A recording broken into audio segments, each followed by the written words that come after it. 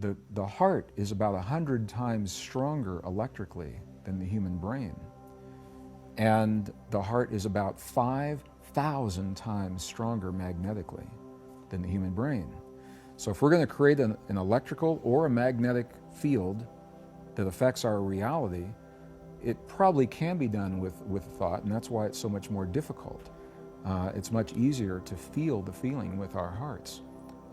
So our brains create the image, we model, we simulate with our brain. What is it we'd like to see? What is it we'd like to experience? And once we have that locked into place, we can feel the feeling of gratitude and appreciation for what has already happened and give power to what it is that we're thinking.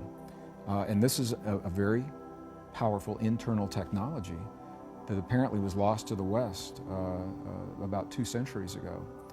And the instructions now are just now being found in many of the texts that have been recovered in the last 100 years, the Dead Sea Scrolls, the Nag Hammadi Library, the Coptic libraries, the Tibetan libraries. In the Sanskrit traditions, which is the root of many of the things we're talking about today, what we find is a system of 7 chakras, 7 energy systems, 3 lower ones, the heart, and 3 upper centers here. And these centers in the Sanskrit traditions are linked directly to the components that you're talking about and we're conversing about for manifestation. The upper 3 energy centers are linked to what we would call our thought processes or our communication processes. And the lower 3 are linked to what we would call emotion. And they define emotion a little bit differently than we do. They say that there are 2 primary emotions that we are capable of, and those are love is one of those emotions, and then whatever we believe the opposite of love is, on the opposite end of the spectrum. So it's like 2 polarities of the same energy. So for many people it's love and fear.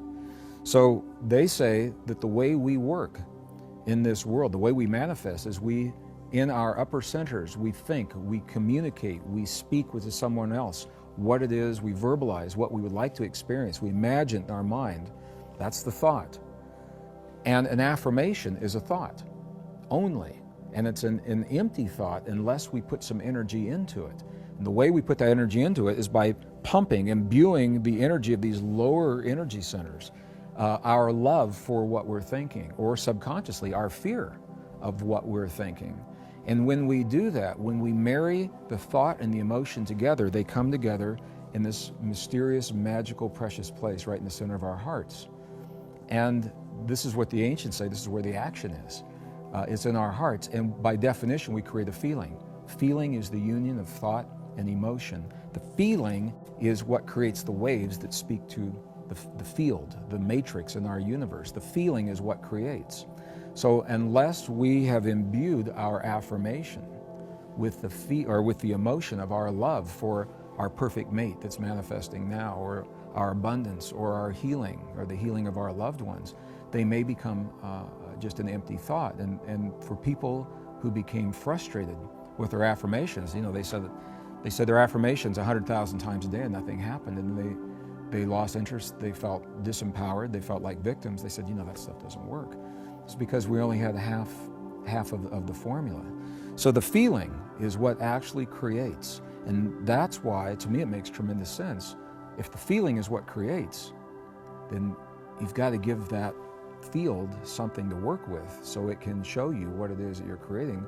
Why not feel what it is that you'd like to experience so the field can give that back to you, rather than feeling the things that you don't have or you don't want, because that's the blueprint that the field gives back to you as well. It's a very subtle, it's this little subtle shift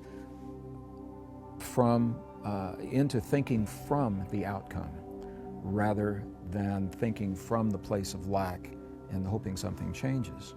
So the feeling that we're creating is very closely associated with what we call belief. Belief and feeling both occur in the heart. When you have a belief about something, you've got usually really strong feelings about that belief. So you ask the question, is it important to believe? Yes, it is. To the degree that we believe, we are healed.